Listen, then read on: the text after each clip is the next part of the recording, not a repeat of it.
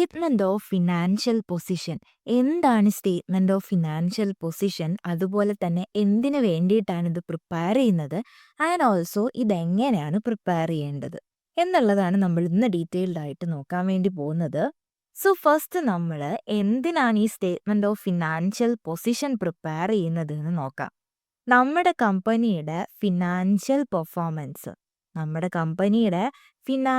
Performance അറിയാൻ വേണ്ടിയിട്ടാണ് നമ്മൾ എന്ത് പ്രിപ്പയർ ചെയ്യുന്നത്? SOFP പ്രിപ്പയർ ചെയ്യുന്നത്. സോ എന്താണ് ഫിനാൻഷ്യൽ പൊസിഷൻ എന്ന് നോക്കാം.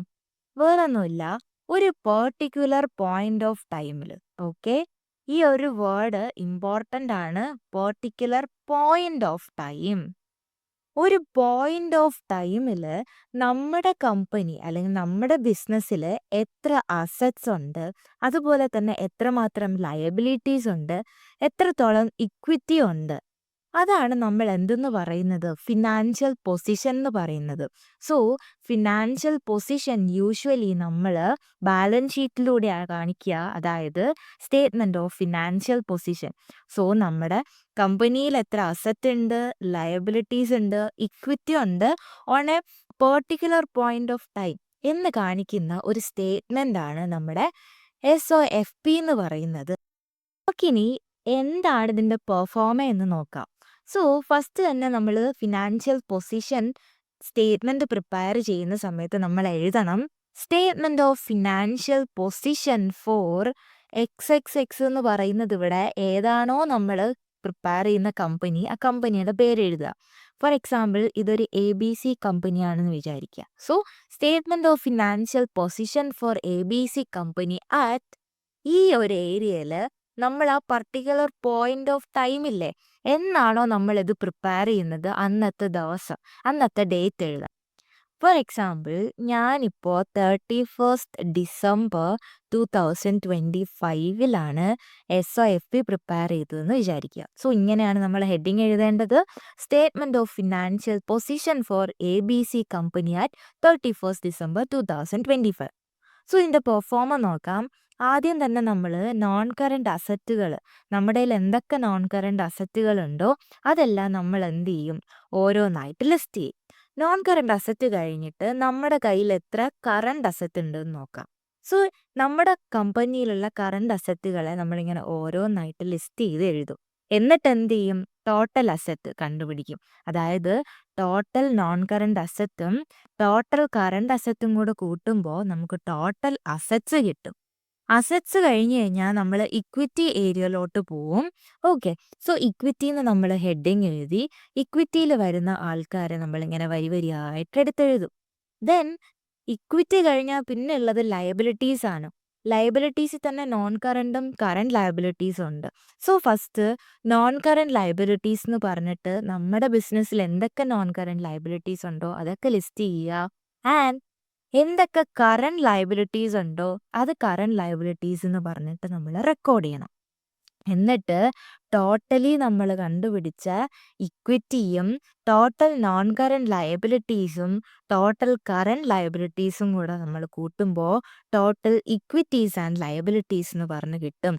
ഈ ടോട്ടൽ ഇക്വിറ്റീസ് ആൻഡ് ലയബിലിറ്റീസ് എമൗണ്ടും നമ്മുടെ ടോട്ടൽ അസറ്റ് എമൗണ്ടും ഈക്വൽ ആയിരിക്കണം. ഫോർ എക്സാമ്പിൾ ഇതൊരു $1000 ആണെങ്കിൽ ഇവിടെയും $1000 ആയിരിക്കണം.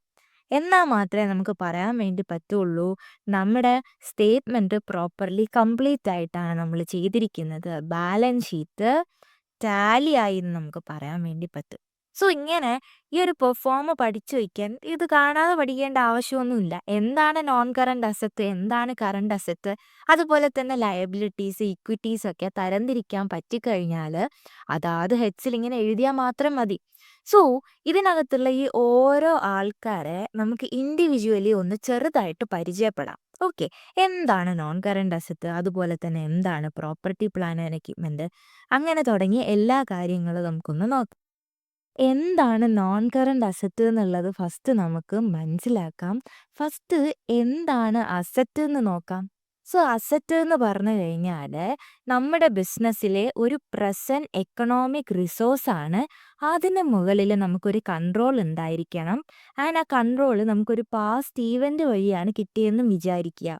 ഓക്കെ, സോ ആ ഒരു എക്കണോമിക് റിസോഴ്സ് വെച്ച് നമുക്ക് പൊട്ടൻഷ്യൽ ഫ്യൂച്ചർ ബെനിഫിറ്റ്സും ജനറേറ്റ് ചെയ്യാൻ പറ്റുമെങ്കിൽ അതിനെയാണ് നമ്മൾ അസറ്റ് എന്ന് വിളിക്കുന്നത്. ഇതിപ്പോൾ എന്താപ്പാ ഞാൻ പറഞ്ഞത്, എല്ലാം കൂടി കൺഫ്യൂഷൻ ആയില്ലേ? ഞാൻ ജസ്റ്റ് ഒരു എക്സാമ്പിൾ വഴി പറഞ്ഞു തരാം. അതായത് ഞാൻ എന്ത് ചെയ്തു, ഞാനൊരു ബൈക്ക് പർച്ചേസ് ചെയ്തു എന്ന് വിചാരിക്കുക. എന്തിന്? ഞാൻ ഈ ബൈക്ക് യൂസ് ചെയ്ത് ഫ്യൂച്ചറിൽ എന്ത് ചെയ്യാം, ഈ സ്വിഗ്ഗി സൊമാറ്റോ അതുപോലെയുള്ള കാര്യങ്ങൾക്ക് ഡെലിവറിക്ക് ഇറങ്ങാമെന്ന് ഞാനിങ്ങനെ തീരുമാനിച്ചു. സോ അതുകൊണ്ട് ഞാൻ ബൈക്ക് വാങ്ങി. ഒരു $1,00,000 ബൈക്ക് വാങ്ങിയതെന്ന് വിചാരിക്കുക. ഓക്കെ. സോ $1,00,000 ഞാൻ വാങ്ങി എന്ന് പറയുന്നത് എന്താണ്? പാസ്റ്റ് ഇവന്റ് ആണല്ലേ. സോ ഈ പൈസ കൊടുത്തു എന്നുള്ളത് പാസ്റ്റ് ഇവന്റ്. ഇത് കാരണം എനിക്കെന്തുണ്ട്, ഈ ബൈക്കിന് മുകളിൽ ഒരു കൺട്രോൾ ഉണ്ടല്ലേ. അതായത് ഈ ബൈക്ക് എന്ത് ചെയ്യണം, ഇതെപ്പോൾ യൂസ് ചെയ്യണം എന്നൊക്കെയുള്ളത് എൻ്റെ സ്വന്തം ഇഷ്ടമാണ് അല്ലേ. സോ ആ ഒരു ബൈക്കിന് മുകളിൽ എനിക്ക് എന്തുണ്ട്, ഒരു കൺട്രോൾ ഉണ്ട്. ആൻഡ് ഈ ബൈക്ക് വിറ്റ് കഴിഞ്ഞാൽ എനിക്ക് പൈസ കിട്ടും അല്ലേ. സോ ഇതൊരു എക്കണോമിക് വാല്യൂ ഉള്ളൊരു അസറ്റാണ് അല്ലേ. ഒരു എക്കണോമിക് വാല്യൂ ഉണ്ട് ഈ ബൈക്കിന്. സോ ഈ എക്കണോമിക് വാല്യൂ ഉള്ള അസറ്റ് വെച്ചിട്ട് എനിക്ക് എന്ത് ചെയ്യാം, ഞാൻ ഈ ഫ്യൂച്ചറിൽ ഡെലിവറിയൊക്കെ ചെയ്യാൻ വേണ്ടി പോവാണ്, സ്വിഗ്ഗി സൊമാറ്റോ തുടങ്ങിയ കാര്യങ്ങൾ. അതുവഴി എനിക്ക് എന്ത് ചെയ്യാൻ വേണ്ടി പറ്റും, എനിക്ക് ക്യാഷ് ഏൺ ചെയ്യാൻ വേണ്ടി പറ്റും അല്ലേ. സോ ഇവിടെ ഒരു ഫ്യൂച്ചർ ബെനിഫിറ്റ്സ് ജനറേറ്റ് ചെയ്യാൻ വേണ്ടി പറ്റും. സോ ഇതാണ് അസറ്റ് എന്ന് പറഞ്ഞു കഴിഞ്ഞാൽ. നമുക്ക് ഒരു പാസ്റ്റ് ഇവന്റ് കാരണം ഒരു എക്കണോമിക് റിസോഴ്സിന് മേലെ നമുക്കൊരു കൺട്രോൾ ഉണ്ട്. ആ ഒരു എക്കണോമിക് റിസോഴ്സ് വെച്ച് ഫ്യൂച്ചർ ബെനിഫിറ്റ്സ് ജനറേറ്റ് ചെയ്യാൻ പറ്റുമെങ്കിൽ അതിനെയാണ് നമ്മൾ എന്തെന്ന് വിളിക്കുന്നത്, അസറ്റ് എന്ന് വിളിക്കുന്നത്. സോ ഇവിടെ നമ്മൾ നോക്കുന്നത് എന്താണ് നോൺ കറന്റ് അസറ്റ് എന്നുള്ളതാണ്. അസറ്റ് എന്താണെന്ന് മനസ്സിലായി. സോ നോൺ കറന്റ് അസറ്റ് എന്ന് പറഞ്ഞു കഴിഞ്ഞാൽ വേറൊന്നുമില്ല, മോർ ദാൻ 12 months, 12 മാസത്തിന് മേലെ നമ്മൾ ബിസിനസ്സിലുള്ള അസറ്റ്, നമ്മൾ യൂസ് ചെയ്യുന്ന അസറ്റിനെയാണ് നോൺ കറന്റ് അസറ്റ് എന്ന് പറഞ്ഞാൽ.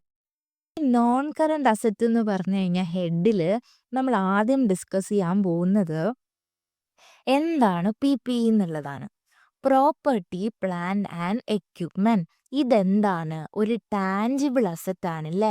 ടാഞ്ചിബിൾ അസറ്റ് എന്ന് പറഞ്ഞു കഴിഞ്ഞാൽ നമുക്ക് കാണാനും തൊടാനും പറ്റുന്ന തരത്തിലുള്ള അസറ്റാണ് ടാഞ്ചിബിൾ അസറ്റ് എന്ന് പറയുന്നത്. സോ നോൺ കറന്റ് അസറ്റ് ഒരു ടാഞ്ചിബിൾ അസറ്റ് ആണ്. ഇത് നമ്മുടെ ബിസിനസ്സിലെ ഓപ്പറേഷൻസിന് വേണ്ടിയിട്ട് നമ്മൾ യൂസ് ചെയ്യും. ഓക്കെ.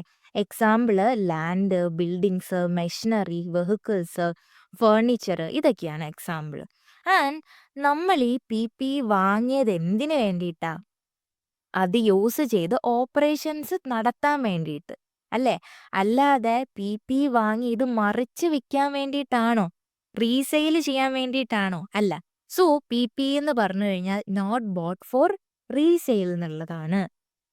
അതുപോലെ തന്നെ ഈ നോൺ കറന്റ് അസറ്റിലുള്ള ഈ ഐറ്റംസ് എല്ലാം PPE, ഇൻവെസ്റ്റ്മെന്റ്സ്, ഇൻടാഞ്ചിബിൾ അസറ്റ്, ഇതെല്ലാം നോട്ട് ആൻഡ് ലിക്വിഡ് അസറ്റ് ആണ്. എന്താണ് നോട്ട് ആൻഡ് ലിക്വിഡ് അസറ്റ് എന്ന് പറഞ്ഞു കഴിഞ്ഞാൽ?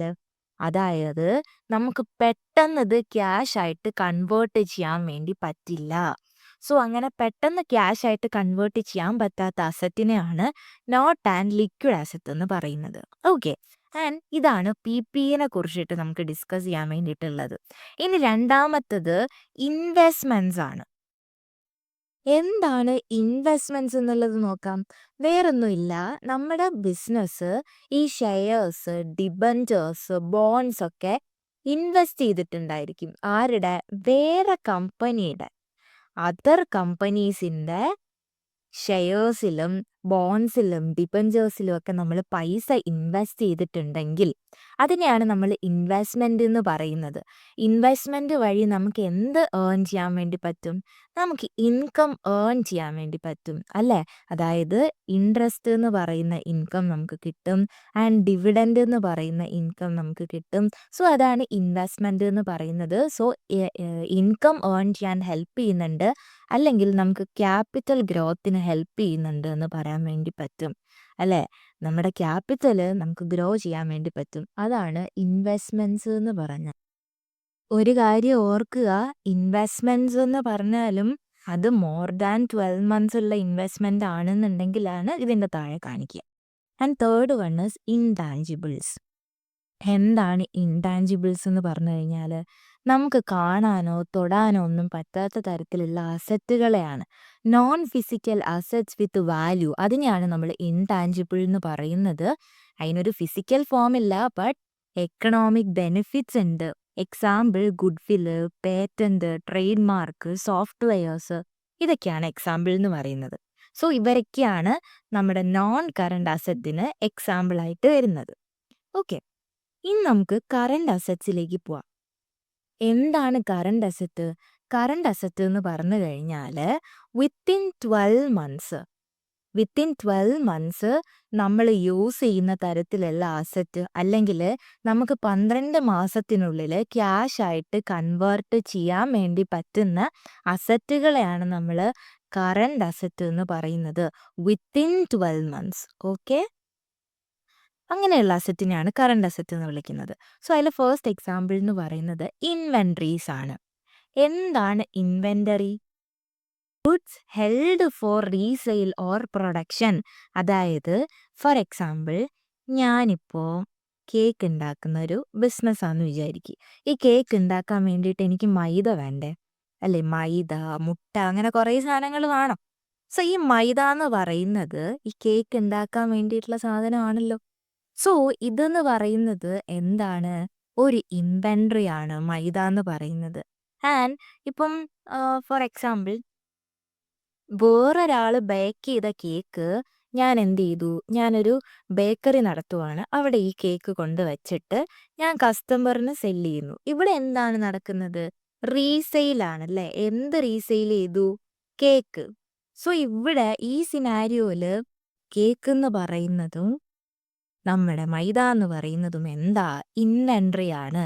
So goods held for sale, resale or production. ഇതിനകത്ത് എന്തൊക്കെ ഇൻക്ലൂഡ് ആയിട്ട് വരും? റോ മെറ്റീരിയൽസ് ഇൻക്ലൂഡഡ് ആയിട്ട് വരും, വർക്ക് ഇൻ പ്രോഗ്രസ് വരും, അതുപോലെ തന്നെ ഫിനിഷ്ഡ് ഗുഡ്. ഇതൊക്കെയാണ് ഇൻവെന്ററി എന്ന് പറയുന്നത്. ഇനി രണ്ടാമത്തത് ട്രേഡ് ആൻഡ് അതർ റിസീവബിൾസ് ആണ്.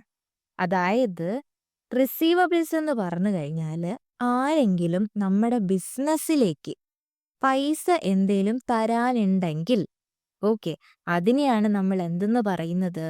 ട്രേഡ് ആൻഡ് അതർ റിസീവബിൾസ് എന്ന് പറയുന്നത്. So amounts owed to the business. Example customer. Okay, ഞാനിപ്പോൾ ഈ കേക്ക് ഞാൻ എൻ്റെ കസ്റ്റമറിന് കൊടുത്തു. ഓക്കെ, $200 ആയിരുന്നു. അപ്പം ഇയാൾ പറയുവാണ് എൻ്റെ കയ്യിൽ ഇപ്പം പൈസ ഇല്ല, ഞാൻ പിന്നെ തരാമേ എന്ന് പറഞ്ഞു, അല്ലേ?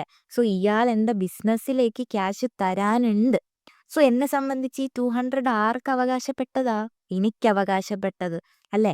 സോ അതൊരു കറണ്ട് അസറ്റാണ്. വിത്തിൻ 12 മന്ത്സ് എനിക്ക് ക്യാഷ് കയ്യിൽ കിട്ടും എന്നുള്ളത് കൊണ്ടാണ് ട്രേഡ് ആൻഡ് അതർ റിസീവബിൾസിൽ ഇൻക്ലൂഡഡ് ആക്കിയത്. മൂന്നാമത്തെ ആളെ നോക്കാം, പ്രീ പേയ്മെന്റ്സ്. എന്താണ് പ്രീ പേയ്മെന്റ്സ് എന്ന് പറയുന്നത്? അതായത് നമ്മൾ എക്സ്പെൻസ് അഡ്വാൻസ് ആയിട്ട് പേ ചെയ്തു എന്ന് വിചാരിക്കാം. എക്സ്പെൻസ് അഡ്വാൻസ്ഡ് ആയിട്ട് പേ ചെയ്തു. ഫോർ എക്സാമ്പിൾ എൻ്റെ ബിൽഡിംഗ്, ഞാൻ ഈ കേക്ക് ഷോപ്പിൻ്റെ ബിൽഡിങ് റെന്റിന് എടുത്തേക്കുവാണ്. ഓക്കെ, സോ ഇത് ജാൻ ആണ്. സോ നെക്സ്റ്റ് മന്ത് ഫെബ്രുവരിയിലെ റെന്റ് ഞാൻ ഈ മന്തിൽ പേ ചെയ്തു എന്ന് വിചാരിക്കുക. സോ അഡ്വാൻസ്ഡ് ആയിട്ട് ഞാൻ പേ ചെയ്തു. അതുകൊണ്ട് എന്തുണ്ട്? എനിക്ക് നെക്സ്റ്റ് മന്ത് ഫെബ്രുവരിയിലും ആ ബിൽഡിംഗ് യൂസ് ചെയ്യാൻ വേണ്ടിയിട്ടുള്ള റൈറ്റ് ഉണ്ട്, അല്ലെ? കൺട്രോൾ എനിക്കുണ്ട്. സോ അതുകൊണ്ട് നമുക്ക് എന്ത് പറയാൻ വേണ്ടി പറ്റും? പ്രീ പേയ്മെന്റ്സ് അസറ്റ് ആണെന്ന് പറയാൻ വേണ്ടി പറ്റും. So pre payments also current asset ആണ്. വിത്തിൻ 12 മന്ത്സ് മാത്രമേ അത് ഉണ്ടാവുള്ളൂ, അതിൻ്റെ യൂസ് എന്ന് പറയുന്നത്. And third is cash at bank. Cash എന്ന് പറയുന്നത്, ഓക്കെ, ക്യാഷ് ഇൻ ഹാൻഡ് ആയിക്കോട്ടെ, ക്യാഷ് ഇൻ ബാങ്ക് ആയിക്കോട്ടെ, ക്യാഷ് എന്ന് പറയുന്നത് എന്താണ്? ഒരു കറണ്ട് അസറ്റ് ആണ്. ഓക്കെ, നമ്മുടെ ബിസിനസ്സിലെ ഹൈലി ലിക്വിഡ് അസറ്റ് ആണ് ആര്? ക്യാഷ് എന്ന് പറയുന്നത്. ആൻഡ് സോ നമ്മൾ നോൺ കറണ്ട് അസറ്റുകളെയും കറണ്ട് അസറ്റുകളെയും നോക്കി. സോ ഈ നോൺ കറണ്ട് അസറ്റുകളും കറണ്ട് അസറ്റിൻ്റെയും ടോട്ടലാണ് നമ്മൾ ടോട്ടൽ അസറ്റ്സ് എന്ന് പറയുന്നത്. So asset side full complete ആയി. ഇനി നമ്മൾ ഇക്വിറ്റിയിലോട്ടാണ് പോകുന്നത്. എന്താണ് ഇക്വിറ്റി എന്ന് പറഞ്ഞു കഴിഞ്ഞാൽ? ഇക്വിറ്റി എന്ന് പറഞ്ഞു കഴിഞ്ഞാൽ നമ്മുടെ ഓണേഴ്സ് ക്ലെയിം. അതായത് നമ്മുടെ ബിസിനസ്സിൽ ഓണറിന് എന്തിലൊക്കെ, അതായത് എന്തുമാത്രം റൈറ്റ് ഉണ്ട് ഓണറിന് അവകാശപ്പെട്ടത്, അതാണ് നമ്മുടെ ഓണേഴ്സ് ക്ലെയിം എന്ന് പറയുന്നത്. Okay, equity. സോ നമ്മൾ ഈ ഇക്വിറ്റിയിൽ ഫസ്റ്റ് ഡിസ്കസ് ചെയ്യാൻ വേണ്ടി പോകുന്നത് ഓർഡിനറി ഷെയർ ക്യാപിറ്റൽ ആണ്. എന്താണ് ഓർഡിനറി ഷെയർ ക്യാപിറ്റൽ എന്ന് പറയുന്നത്? നമ്മുടെ ഓർഡിനറി ഷെയർ ഹോൾഡേഴ്സ് ഇൻവെസ്റ്റ് ചെയ്ത ഫണ്ട്. നമ്മുടെ കമ്പനിയുടെ ഷെയർസ് നമ്മൾ ഇഷ്യൂ ചെയ്തു ജനറൽ പബ്ലിക്കിലേക്ക്. സോ പബ്ലിക്കിലുള്ള ഒരാൾ എന്ത് ചെയ്തു? ഷെയർ പർച്ചേസ് ചെയ്തു. സോ അയാൾ ഷെയർ ഹോൾഡറായി.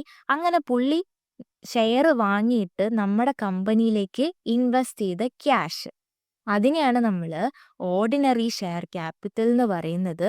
ഓർഡിനറി ഷെയർ ഹോൾഡേഴ്സ് ആരാണ്? Real owners of the business ആണ്.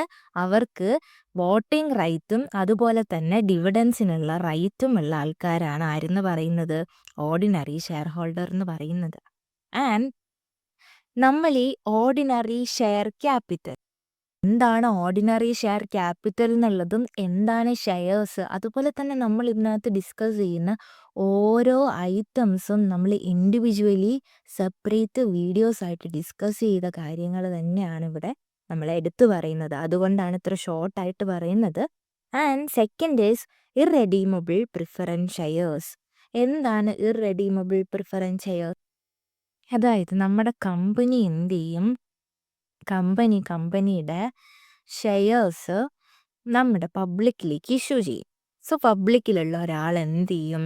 നമ്മുടെ കമ്പനിയിലേക്ക് ക്യാഷ് ഇൻവെസ്റ്റ് ചെയ്തിട്ട് കമ്പനിയുടെ ഷെയർ പർച്ചേസ് ചെയ്തുകൊണ്ട് പോകും. അങ്ങനെ ഇയാൾ ആരായി? ഷെയർ ഹോൾഡറായി, അല്ലേ? സോ ഈ ഷെയർ ഹോൾഡർ നമ്മുടെ കമ്പനിയിലേക്ക് എന്ത് കൊണ്ടുവന്നു? ക്യാഷ് കൊണ്ടുവന്നു, അല്ലേ? ഈ ക്യാഷ് നമ്മുടെ ബിസിനസ്, അതായത് നമ്മുടെ കമ്പനി ഒരിക്കലും എന്ത് ചെയ്യില്ല? റീപേ ചെയ്യില്ല, നമ്മുടെ ഷെയർ ഹോൾഡറിന് തിരിച്ചു കൊടുക്കില്ല. അങ്ങനത്തെ ഷെയർ ക്യാപിറ്റലിനെയാണ് ഇർറെഡീമബിൾ പ്രിഫറൻസ് ഷെയർസ് എന്ന് പറയുന്നത്. ഓക്കെ, ഇവിടെ എന്തുണ്ട്? നമ്മുടെ ഷെയർ ഹോൾഡറിന് ഫിക്സഡ് റേറ്റ് ഓഫ് ഡിവിഡൻഡ് കിട്ടും. അതുപോലെ തന്നെ ഓർഡിനറി ഷെയർ ഹോൾഡേഴ്സിനെക്കാളും ഇവർക്ക് പ്രയോറിറ്റി ഉണ്ട്. കാരണം ഇവർ പ്രിഫറൻസ് ഷെയർ ഹോൾഡേഴ്സ് ആണ്, ഒരു പ്രിഫറൻസ് ഉണ്ട് ഇവർക്ക്. And third one is share premium. നമ്മൾ ഷെയർസ് ഇഷ്യൂ ചെയ്യുന്നത് വഴി നമുക്ക് അഡീഷണലി കിട്ടുന്ന ഫണ്ട്. അതായത് ഇഷ്യൂ പ്രൈസ് എന്ന് പറയുന്നത് നമ്മുടെ ഫേസ് വാല്യൂ, അതായത് നോമിനൽ വാല്യൂവിനേക്കാൾ കൂടുതലാണെങ്കിൽ ഇവിടെ വരുന്ന ആ ഡിഫറൻസ് എമൗണ്ട് ഇല്ലേ, അതിനെയാണ് നമ്മൾ എന്തെന്ന് പറയുന്നത്? ഷെയർ പ്രീമിയം എന്ന് പറയുന്നത്. ഫോർ എക്സാമ്പിൾ, നമ്മുടെ ഷെയറിൻ്റെ ഫേസ് വാല്യൂ $10 നമ്മൾ ഇഷ്യൂ ചെയ്തത് $15 ആണെന്ന് വിചാരിക്കുക. ഓക്കെ, സോ ഇവിടെ എന്താണ്? $5 ഡിഫറൻസ് വന്നു. ഈ 5 ആണ് എന്തെന്ന് പറയുന്നത്? ഷെയർ പ്രീമിയം എന്ന് പറയുന്നത്.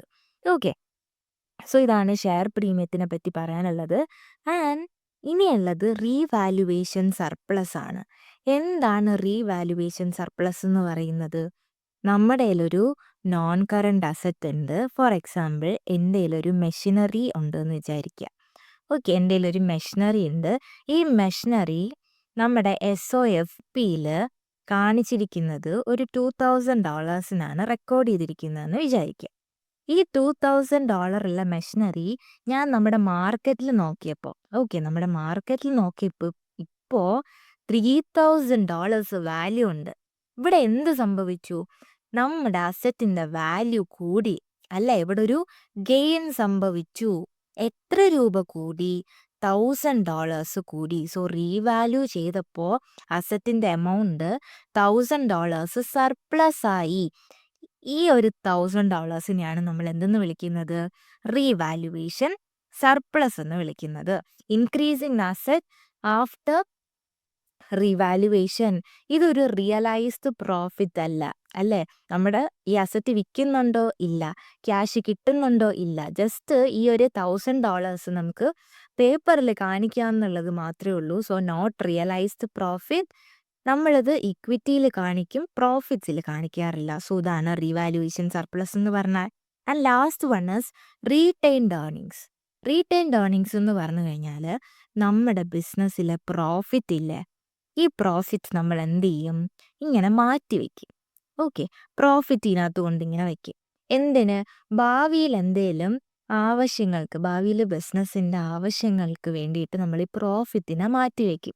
അതായത് ഭാവിയിൽ എന്തെങ്കിലും അസറ്റൊക്കെ വാങ്ങാനോ അല്ലെങ്കിൽ എന്തെങ്കിലും അൺഎക്സ്പെക്റ്റഡ് ലയബിലിറ്റിയോ കാര്യങ്ങളോ ഒക്കെ മീറ്റ് ചെയ്യാൻ വേണ്ടിയിട്ട് നമ്മൾ പ്രോഫിറ്റ്സിൻ്റെ ഒരു വിഹിതം, ഒരു പാർട്ട് എന്ത് ചെയ്യും, ഇങ്ങനെ മാറ്റി വയ്ക്കും. അങ്ങനെ മാറ്റി വയ്ക്കുന്ന പ്രോഫിറ്റിനെ, അക്യൂമുലേറ്റ് ചെയ്യുന്ന പ്രോഫിറ്റിനെയാണ് നമ്മൾ റീറ്റെയിൻഡ് ഏർണിങ്സ് എന്ന് പറയുന്നത്. അതായത് നമ്മുടെ കയ്യിലുള്ള ക്യാഷ് നമ്മൾ കുടുക്കയിലിട്ട് വെക്കില്ലേ, അതേപോലെ അതാണ് റീറ്റെയിൻഡ് ഏർണിങ്സ് എന്ന് പറയുന്നത്. സോ ഇക്വിറ്റി പാർട്ട് കഴിഞ്ഞു, ഇനി ലയബിലിറ്റീസിലോട്ട് പോവുകയാണ്. ഫസ്റ്റ് എന്താണ് ലയബിലിറ്റി എന്നുള്ളത് നോക്കാം. എന്താണ് ലയബിലിറ്റി എന്നുള്ളത് ഒരു എക്സാമ്പിൾ വെച്ച് പറഞ്ഞുതരാം. നമുക്ക് ഈ ബാങ്ക് ലോണിൻ്റെ എക്സാമ്പിൾ തന്നെ എടുക്കാം. എനിക്ക് കുറച്ച് ക്യാഷ് ആവശ്യമായിട്ട് വന്നപ്പോൾ ഞാനൊരു ബാങ്ക് ലോൺ എടുത്തു. ഒരു $1 lakh ബാങ്ക് ലോൺ എടുത്തു എന്ന് വിചാരിക്കുക. ഓക്കെ, സോ എടുത്ത് കഴിഞ്ഞു. അതൊരു പാസ്റ്റ് ഈവൻ്റ് ആണല്ലേ. ഈ പാസ്റ്റ് ഈവൻ്റ് കാരണം ഞാനിപ്പോൾ 2025 ലോൺ എടുത്തതെന്ന് വിചാരിക്കുക. ഓക്കെ, ഞാൻ ഇതുവരെ അടച്ചിട്ടില്ല. സോ ഇത് 3 വർഷത്തിനുള്ളിൽ പേ ചെയ്താൽ മതി. അതായത് ഇപ്പോൾ എനിക്ക് എന്തുണ്ട്, ഒരു ഒബ്ലിഗേഷൻ ഉണ്ട് അല്ലേ, ഒരു ബാധ്യതയുണ്ട്. എന്നെ സംബന്ധിച്ച് ഇതൊരു കടമില്ലേ. സോ ഇപ്പോൾ കറൻ്റ്ലി ഒരു ഒബ്ലിഗേഷൻ ഉണ്ട്. ഒരു പാസ്റ്റ് ഇവൻ്റ് കാരണം ഒരു കറണ്ട് ഒബ്ലിഗേഷൻ ഉണ്ട്. ആൻഡ് 3-ാമത്തെ വർഷം ഞാൻ എന്ത് ചെയ്യണം, ഈ ബാങ്ക് ലോണ് റീപേ ചെയ്യണം അല്ലേ. ബാങ്ക് ലോണ് റീപേ ചെയ്യണം, ഇൻട്രസ്റ്റും റീപേ ചെയ്യണം. സോ ഒരു എക്കണോമിക് ബെനിഫിറ്റിൻ്റെ ഔട്ട്ഫ്ലോ, ക്യാഷിൻ്റെ ഔട്ട്ഫ്ലോ ഇവിടെ വരുന്നുണ്ട്. ഇതാണ് എന്തെന്ന് പറഞ്ഞു കഴിഞ്ഞാൽ ലയബിലിറ്റി എന്ന് പറയുന്നത്. ഒരു പാസ്റ്റ് ഈവൻ്റ് കാരണം നമുക്കൊരു പ്രസൻറ്റ് ഒബ്ലിഗേഷൻ ഉണ്ടായിരിക്കും. സോ ആൻഡ് ഈ ഒരു ഒബ്ലിഗേഷൻ കാരണം നമ്മുടെ ഭാവിയിൽ നമ്മുടെ എക്കണോമിക് ബെനിഫിറ്റ്സിൻ്റെ ഔട്ട്ഫ്ലോ ഉണ്ടെങ്കിൽ അതിനെയാണ് നമ്മൾ ലയബിലിറ്റി എന്ന് പറയുന്നത്. സോ ആ ലയബിലിറ്റിയിലെ നോൺ കറൻറ്റ് ലയബിലിറ്റിയാണ് ഫസ്റ്റ് നോക്കാൻ പോകുന്നത്. അസറ്റിൻ്റെ കേസ് പറഞ്ഞതുപോലെ തന്നെയാണ്. നോൺ കറൻറ്റ് ലയബിലിറ്റി എന്ന് പറഞ്ഞു കഴിഞ്ഞാൽ മോർ ദാൻ 12 months, 12 മാസം കഴിഞ്ഞിട്ട് നമ്മൾ സെറ്റിൽ ചെയ്യുന്ന ലയബിലിറ്റീനെയാണ് നമ്മൾ നോൺ കറൻറ്റ് ലയബിലിറ്റി എന്ന് പറയുന്നത്. Amount payable after more than 12 months. So first example എന്ന് പറയുന്നത് ലോൺ നോട്ടാണ്. എന്താണ് ലോൺ നോട്ട്? ബിസിനസ്സിൽ എനിക്കൊരു $50,000 ആവശ്യമായിട്ട് വന്നു, എൻ്റെ കയ്യിലില്ല. അപ്പം ഞാൻ എന്ത് ചെയ്തു, ഞാൻ നിങ്ങളിൽ ഒരാളോട് ഞാൻ ചോദിച്ചു, അതായത് ഞാൻ 50,000 രൂപ എനിക്ക് വേണം, നിങ്ങൾ എനിക്ക് തരുമോ എന്ന് ചോദിച്ചു. അപ്പോൾ നിങ്ങൾ പറഞ്ഞു തരാം, പക്ഷേ എന്താണ് ബെനിഫിറ്റ്? ഞാൻ പറഞ്ഞു ഞാൻ എന്ത് ചെയ്യാം, ഞാൻ ഈ 50,000-ത്തിന് ഞാനൊരു ഇൻട്രസ്റ്റ് പേ ചെയ്യാം അല്ലെ, ഇൻട്രസ്റ്റ് പേ ചെയ്യാം, പിന്നീട് ഞാനത് എന്താക്കാം, ഈ 50,000 തിരിച്ചു തരാം. ഓക്കെ, അവരത് സമ്മതിച്ചു. എന്നിട്ട് അവരെന്നോട് ചോദിക്കും, അല്ല ഞാൻ ഈ 50,000 തന്നതിന് എന്താണ് തെളിവെന്ന് ചോദിക്കും. അപ്പം ഞാൻ പറയും, ഞാൻ നിങ്ങൾക്കൊരു റിട്ടൺ ഡോക്യുമെൻ്റ് തരാം. അതായത് ഞാനൊരു പേപ്പർ എടുത്തിട്ട് ഞാൻ എഴുതും, $50,000 ഞാൻ നിങ്ങളുടെ കയ്യിൽ നിന്ന് വാങ്ങിയിട്ടുണ്ട്. അത് എത്ര, ഇപ്പോൾ ഫോർ എക്സാമ്പിൾ 5 year കഴിഞ്ഞ് ഞാനത് റീപേ ചെയ്യും. ആൻഡ് 5% ഇൻട്രസ്റ്റും ഞാൻ നിങ്ങൾക്ക് തരാം എന്ന് പറഞ്ഞിട്ടൊരു റിട്ടൺ ഡോക്യുമെൻ്റ് നിങ്ങൾക്ക് തരും. അങ്ങനെ റിട്ടൺ ഡോക്യുമെൻ്റ് ആയിട്ടുള്ള written promise by a company to repay borrowed money plus interest after a certain time, അതിനെയാണ് നമ്മൾ ലോൺ നോട്ട് എന്ന് പറയുന്നത്. ഓക്കെ, ബാങ്ക് ലോൺ എന്താണെന്ന് നമ്മളിപ്പോൾ ഓൾറെഡി ഡിസ്കസ് ചെയ്തു. നമ്മുടെ കയ്യിൽ പൈസ ആവശ്യമായിട്ട് വന്നപ്പോൾ നമ്മൾ എന്ത് ചെയ്തു, ബാങ്കിനോട് കടം ചോദിച്ചു, ബാങ്ക് പൈസ തന്നു. ഓക്കെ, അതാണ് ബാങ്ക് ലോൺ എന്ന് പറയുന്നത്. ഇതാണ് നോൺ കറൻറ്റ് ലയബിലിറ്റീസിന് എക്സാമ്പിൾ. ഇനി കറൻറ്റ് ലയബിലിറ്റീസ് നോക്കാം. കറൻറ്റ് ലയബിലിറ്റീസ് എന്ന് പറഞ്ഞു കഴിഞ്ഞാൽ വിത്തിൻ 12 months നമ്മൾ പേ ചെയ്യുന്നതായിട്ടുള്ള ലയബിലിറ്റീസ്. ഓക്കെ, അതിൽ ഒന്നാമത്തെയാണ് ട്രേഡ് ആൻഡ് അതർ പേയബിൾസ്. ഞാൻ കുറച്ച് റോ മെറ്റീരിയൽസ് നിങ്ങളുടെ കയ്യിൽ നിന്ന് വാങ്ങി. ഓക്കെ, നിങ്ങളുടെ കയ്യിൽ നിന്ന് ഞാൻ റോ മെറ്റീരിയൽസ് പർച്ചേസ് ചെയ്തു. സോ നിങ്ങൾ ആരാണ്, എൻ്റെ സപ്ലയർ ആണ് അല്ലേ. സോ നിങ്ങളുടെ കയ്യിന്ന് ഞാന് $5,000 റോ മെറ്റീരിയൽസ് വാങ്ങിയത്. എന്നിട്ട് ഞാൻ നിങ്ങളോട് പറഞ്ഞു, "എന്റേൽ ഇപ്പൊ പൈസ ഇല്ല. ഞാനൊരു 2 മാസത്തിനുള്ളിൽ തരാം" എന്ന് ഞാൻ നിങ്ങളോട് പറയുവാണ്. സോ ഇവിടെ എന്താണ്, ഞാൻ നിങ്ങൾക്ക് പൈസ തരാനുണ്ട്. എന്നെ സംബന്ധിച്ച് അതൊരു ബാധ്യതയല്ലേ? പൈസ തരണ്ടേ? അതിനെയാണ് ട്രേഡ് ആൻഡ് അതർ പേയബിൾസ് എന്ന് നമുക്ക് പറയാൻ വേണ്ടി പറ്റുന്നത്. ഓക്കെ. ആൻഡ് രണ്ടാമത്തത് എന്ന് പറഞ്ഞു കഴിഞ്ഞാല് ഓവർ ഡ്രാഫ്റ്റ് ആണ്.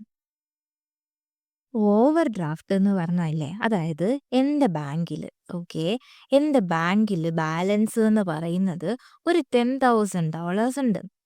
എനിക്ക് ഇപ്പൊ ഉടനടി ഒരു $15,000 ആവശ്യം വന്നു. അപ്പൊ ഞാൻ എന്ത് ചെയ്യും? ഞാൻ ബാങ്കീന്ന്, എൻ്റെ ബാങ്ക് അക്കൗണ്ടിൽ 10,000 ഉള്ളൂ. പക്ഷേ ഇതാണ് ബിസിനസ്സിന് ഉള്ളൊരു ബെനിഫിറ്റ്. നമുക്ക് ബാങ്കീന്ന് കൂടുതൽ പൈസ എടുക്കാൻ വേണ്ടി പറ്റും. സോ $5,000 ഞാൻ ബാങ്കീന്ന് എന്ത് ചെയ്യും? ബാങ്കീന്ന് ഞാൻ എക്സ്ട്രാ എടുക്കും. ഓക്കെ. അങ്ങനെ ബാങ്ക് നമുക്ക് അഡീഷണൽ എമൗണ്ട് തരുന്നതിനെയാണ് നമ്മൾ ഓവർ ഡ്രാഫ്റ്റ് എന്ന് പറയുന്നത്. ഈ 5,000 ചുമ്മാ തരുന്നതാണോ? ഞാൻ ബാങ്കിന് തിരിച്ച് റീപേ ചെയ്യണ്ടേ? അല്ലേ? സോ ഈ 5,000 ആണ് നമ്മൾ ഓവർ ഡ്രാഫ്റ്റ് എന്ന് പറയുന്നത്. ഇതിനെയാണ് നമ്മൾ കറന്റ് ലയബിലിറ്റീസിൽ കാണിക്കുക. മൂന്നാമത്തത് എന്ന് പറഞ്ഞു കഴിഞ്ഞാൽ ടാക്സ് പേയബിൾ ആണ്. നമ്മുടെ ബിസിനസ്സിലെ പ്രോഫിറ്റിന് മുകളിൽ, അല്ലേ, പ്രോഫിറ്റിന് മുകളിൽ നമ്മൾ എന്ത് പേ ചെയ്യണം? ടാക്സ് പേ ചെയ്യണം, അല്ലേ?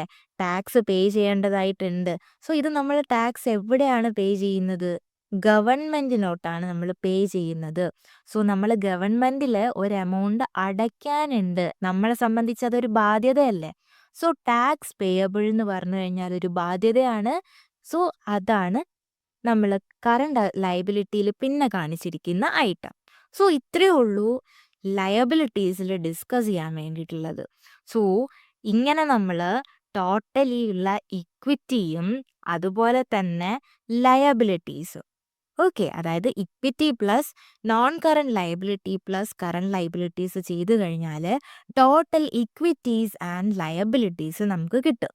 ഈ ടോട്ടൽ ഇക്വിറ്റീസ് ആൻഡ് ലയബിലിറ്റീസ് എന്തിനോട് ഈക്വൽ ആവണം? ടോട്ടൽ അസറ്റ്സിനോട് ഈക്വൽ ആവണം. ഓക്കെ. അങ്ങനെ ഈക്വൽ ആയാലാണ് നമ്മൾ എന്തെന്ന് പറയുന്നത്? ബാലൻസ് ഷീറ്റ് ടാലി ആയി എന്ന് പറയുക. ഇതാണ് സ്റ്റേറ്റ്മെന്റ് ഓഫ് ഫിനാൻഷ്യൽ പൊസിഷനിൽ വരുന്ന ഓരോ ഐറ്റംസ് എന്ന് പറയുന്നത്. ആൻഡ് ഇതിലുള്ള ഓരോ ഐറ്റംസും നമ്മൾ മുന്നേ ഇൻ ഡീറ്റെയിൽഡ് ആയിട്ട് നോക്കിയതാണ്. ഓക്കെ. ഇതിൽ ഏതെങ്കിലും ഒരു ഏരിയ അറിയുന്നില്ല എന്നുണ്ടെങ്കിൽ ജസ്റ്റ് ആ വീഡിയോസ് ഒന്ന് റെഫർ ചെയ്ത് നോക്കുക. ഓക്കെ. നമ്മൾ ഇതുവരെയും ഡിസ്കസ് ചെയ്യാത്ത ഒരു ഐറ്റവും നമ്മളിപ്പോൾ പറഞ്ഞിട്ടില്ല ഇവിടെ. ഓക്കെ. ആൻഡ് നിങ്ങൾ ജസ്റ്റ് ഈ ഒരു ഫോർമാറ്റൊക്കെ മനസ്സിലാക്കിയിട്ട് ആൻഡ് ഓരോ കോൺസെപ്റ്റും മനസ്സിലാക്കിയിട്ട് ഒരു ക്വസ്റ്റ്യൻ വർക്ക്ഔട്ട് ചെയ്ത് നോക്കുക, നമ്മുടെ SOFPയുടേത്. നിങ്ങൾക്ക് ഈ ടോപ്പിക്ക് മനസ്സിലായിട്ടുണ്ട് എന്നുണ്ടെങ്കിൽ മാത്രം ജസ്റ്റ് ഒന്ന് ലൈക്ക് ചെയ്യുക. എന്നാൽ മാത്രമേ ഇത് മനസ്സിലാവുന്നുണ്ടോ ഇല്ലയോ എന്ന് എനിക്ക് അറിയാൻ വേണ്ടി പറ്റുള്ളൂ. ആൻഡ് എന്തെങ്കിലും ഇമ്പ്രൂവ്മെൻറ്റ്സോ സജഷൻസോ ഡൗട്ട്സോ കാര്യങ്ങളൊക്കെ ഉണ്ടെന്നുണ്ടെങ്കിൽ ജസ്റ്റ് കമൻറ്റ് ചെയ്യാനും മറക്കരുത്. ആൻഡ് നമുക്ക് റിട്ടൺ നോട്ട്സ് അവൈലബിൾ ആണ് ഓരോ ടോപ്പിക്ക് നമ്മൾ ഡിസ്കസ് ചെയ്യുന്നത്. സോ ഇതുവരെ ഡിസ്കസ് ചെയ്ത എല്ലാ ടോപ്പിക്കിൻ്റെ നോട്ട് നമ്മുടെ ഇൻഫെറ നോട്ട്സ് എന്ന് പറയുന്ന ടെലഗ്രാം ചാനലിൽ അവൈലബിൾ ആണ്. ആൻഡ് ഓൾസോ നമ്മൾ അന്നന്ന് എടുക്കുന്ന ടോപ്പിക്സിൻ്റെ നോട്ട് വീഡിയോ അപ്ലോഡ് ചെയ്ത് കഴിയുമ്പോൾ തന്നെ ടെലഗ്രാം ചാനലിൽ അവൈലബിൾ ആയിരിക്കും. സോ ടെലഗ്രാം ചാനലിൻ്റെ ലിങ്ക് വേണം എന്നുള്ളവർ എബൌട്ടിലുണ്ട്. ആൻഡ് ഓൾസോ ഞാൻ പിൻഡ് കമൻ്റ് ആയിട്ടും കൊടുത്തേക്കാം.